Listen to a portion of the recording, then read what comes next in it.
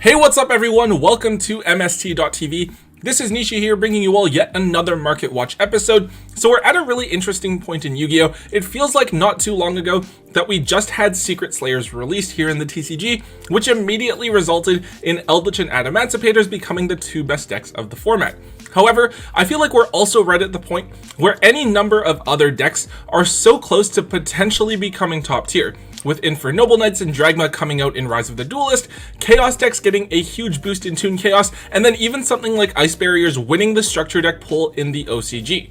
Now that being said, there is a lot that we have to keep an eye on, as players have lots of opportunities to be innovative and come up with different strategies and techs as they adapt to the constantly evolving meta. So today's video is going to feel a little bit random, but we're going to cover a ton of different cards from these various archetypes that just might be worth looking into in the future. Let's get started. Alright guys, so first up, I am really happy about this. Ice Barriers actually won the structure deck poll over in the OCG. Now, a lot of cards in the Ice Barrier archetype are actually really bad. Mostly a lot of main deck monsters, which do weird things like prevent your opponent from attacking certain monsters you control. There are a couple of interesting, potentially useful ones, but I'll leave those for you guys to kind of look through at your leisure, cards like Medium or General Grunard. However, I think it is worth noting and paying attention to the prices of the synchro monsters from the Ice Barrier archetype, particularly Doloran and Gungnir. Now, Brionac and Trishula are already really iconic cards that have seen a ton of meta play in both loops and meta strategies, whereas I feel like Doloran and Gungnir are a bit less well known, obviously despite Doloran still being limited because of its role in those infinite loop combos. In particular, the DT versions of these cards are especially scarce, with Gungnir sitting up at $36 a piece and Doloran at $43, each of them having very few quantities of the DT print available on the market. Now, obviously, we don't know what this upcoming Ice Barrier support is going to be, so we don't know exactly which existing Ice Barrier cards are going to be good. But the synchros here are definitely the ones that I think I would want to pay attention to, as they have some of the stronger effects and therefore the most potential to increase in price. If you guys do have your DT copies of these cards, I would say that I would get rid of them while they're inflated, but if they turn out to be good, they could definitely skyrocket in price in the future as well. Also, if you can pick up the cheaper secret or super rare versions of these cards before they get too expensive and there's too much hype around the archetype, you can definitely flip them later on in the future when the new support is officially announced.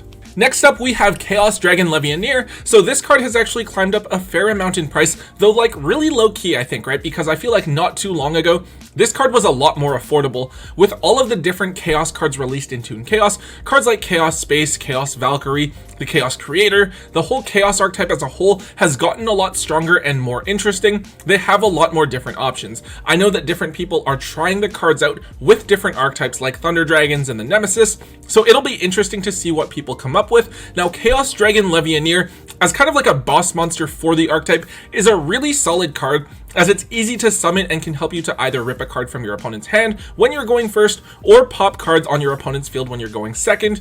It's definitely something that you should have access to at least one copy of, because it has such a generic summoning requirement. It could be summoned in so many different decks. Now, ultimate rares are currently up at $60 each, which is up from the $45 to $50 range that they've settled down to recently, though there was a buyout a couple of months ago where it did also hit that $60 price range, but then cooled back down. Now, the ultras, which I thought were still at around $3 to $4, are actually now double that at $7 to $8 a piece each. The only one that seems relatively cheap at the moment is the secret rares at around $14 each, though I understand that people might not want to pick up those versions because it is kind of like the mid rarity, and the card still can be reprinted in the 2020 Megatins. Despite this, I think that Levianeer is definitely a card that has a lot of meta potential moving forward and is something that you should grab your playset of soon, because with so much solid support for the Chaos theme, it's really only a matter of time before someone does something crazy with the deck and Levianeer spikes in price as a result. Alright, so Noble Arm's Arfa Deuter is an equip spell that is actually played in the Noble Knight deck, which we'll be getting the rest of the cards for in Rise of the Duelist later this year. Arfa Deuter is one of the equip spells that you play in the deck as something to dump with Isolde, because it happens to be one of the more useful equip spells in the game if you're unlucky and you happen to draw it, allowing you to destroy a set card on your opponent's side of the field. Now, Arfa Deuter only has one holo printing, which is from way back in Astral Pack 3 as a super rare, and these holo versions are currently around the $10 mark at the moment on TCG Player. There are a couple of other lower rarity prints, but they're all relatively cheap at under $1 a piece. I don't think that Arfa Deuter is the type of card that I would go out of my way to grab a holo version for unless you really want to go all out and bling out your deck, since it is just a one of in the strategy and it's probably not going to be too relevant outside of decks that are focused around going into Assault. I definitely see this card falling back down to around the $5 to $7 mark pretty quickly as people dig them out of their bulk and dump them onto the market, before maybe creeping back up closer to the $10 mark as we get closer to Rise of the Duelist and the official release of the rest of the Infernoble Knight cards. So this one was pretty interesting. Starlight Rare Unchained Twins Aruha actually saw a buyout a couple of days ago, at one point hitting $1,000 lowest on TCG Player. It has since then settled down, of course, with a lot of listings at around the $575 to $600 mark.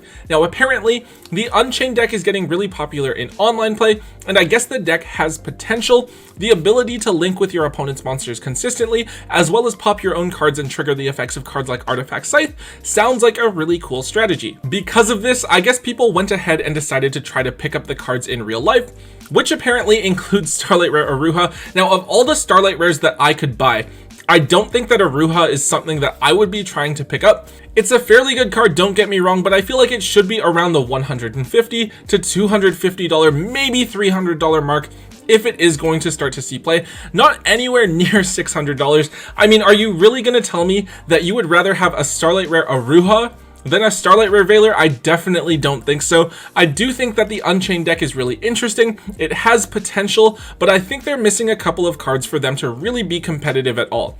At any rate, $600 is definitely way too much to be paying for a copy of Aruha, so if you can get someone that's even willing to pay $400 for a copy of this card, it's definitely something that I would recommend moving and then buying back after the hype has settled way back down.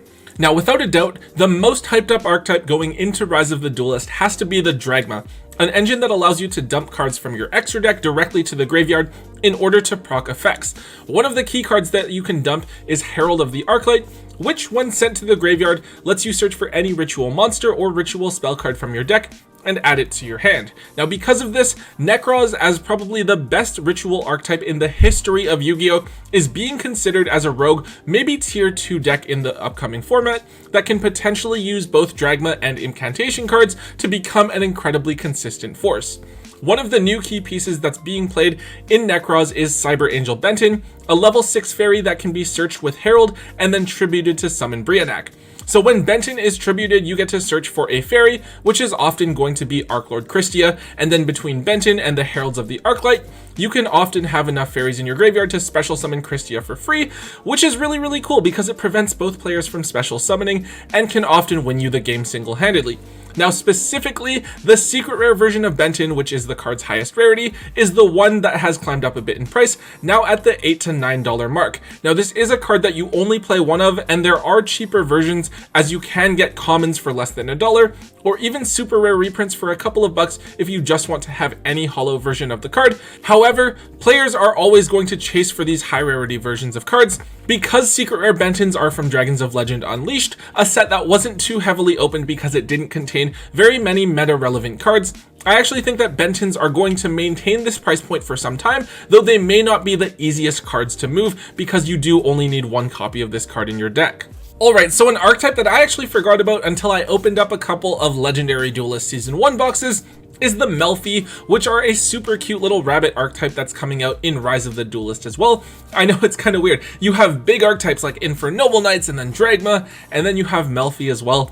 But that's okay, the cards are adorable, and that's going to result in a lot of people wanting to pick up the deck and try to do something with it anyways, despite the deck seeing absolutely no success in the OCG whatsoever.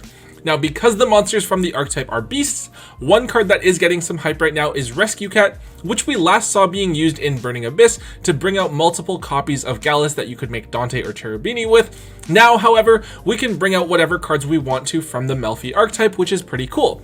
Now, despite multiple printings, only 2 different versions of this card are holo, and they're each worth a fair bit of money. Of course, we have the Turbo Pack Super Rares, which are all the way back up to $40 each, whereas they were $20 to $25 a little while ago.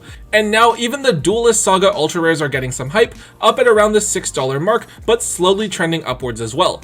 Personally, I think that this is something that I would keep an eye on as potentially being reprinted in either Battles of Legend or the upcoming Gold series, because Konami will definitely want to promote cards that will be used alongside the Melfi deck, with these products coming out relatively close to one another.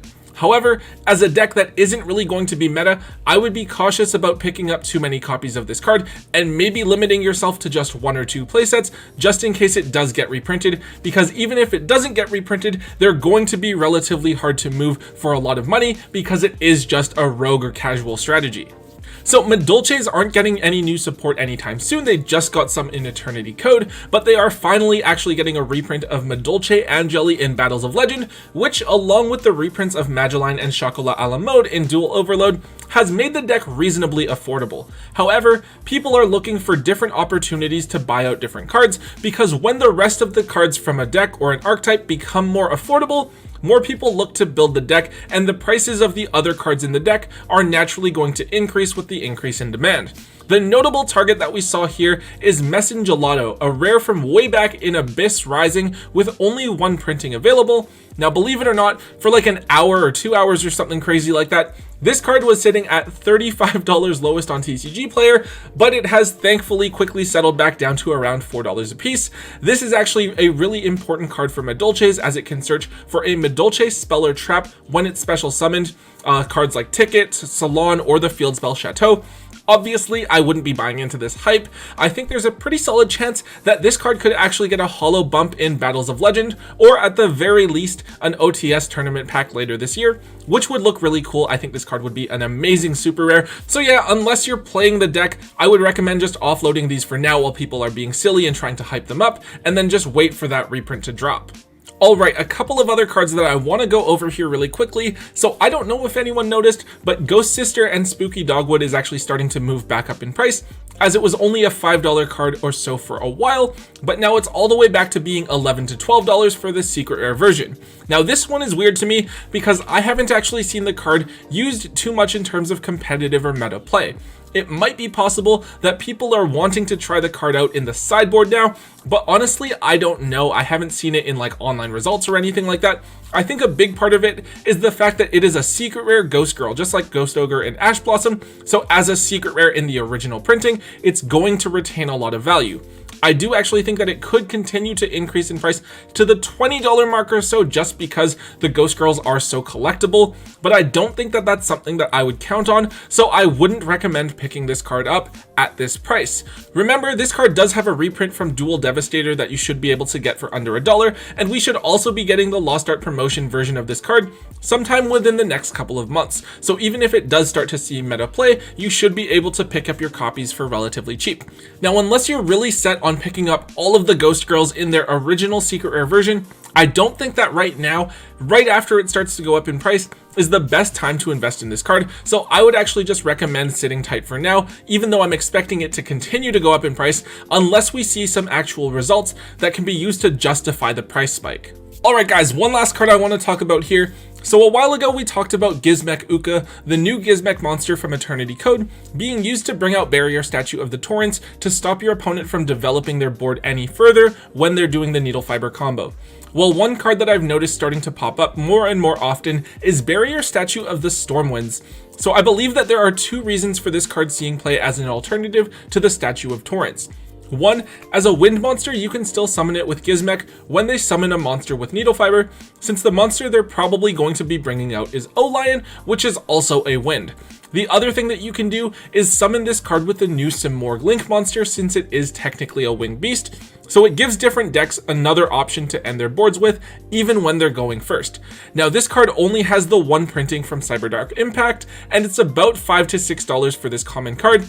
I'm hoping that it gets reprinted in an OTS pack as a common, just like the Fire and Water statues did, but until then, you're either going to have to pay up for this card or dig it out from your bulk somewhere. Alright guys, that is it for today's episode. I hope it was informative for all of you. There's a lot of really interesting decks that people are looking at right now, so hopefully that means we are going into a reasonably diverse format where a lot of different decks can do well. I personally find those to be the most fun. I mean, if we can't play events in real life, it'd be nice if we could at least play and test with some fun new decks in the limited capacity that we do have.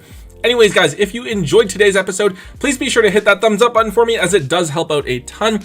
Also, make sure you leave a comment in the comment section down below. Let me know what you guys think about what's going on in the market. Maybe let me know about something that I didn't cover in today's video, so I can hopefully cover it in a future episode. And of course guys, if you haven't already, please make sure that you hit the subscribe button to get all of the latest content from both Tombox and myself here on the channel. And yeah, so until next time guys, don't forget to hold on to your MST.TV.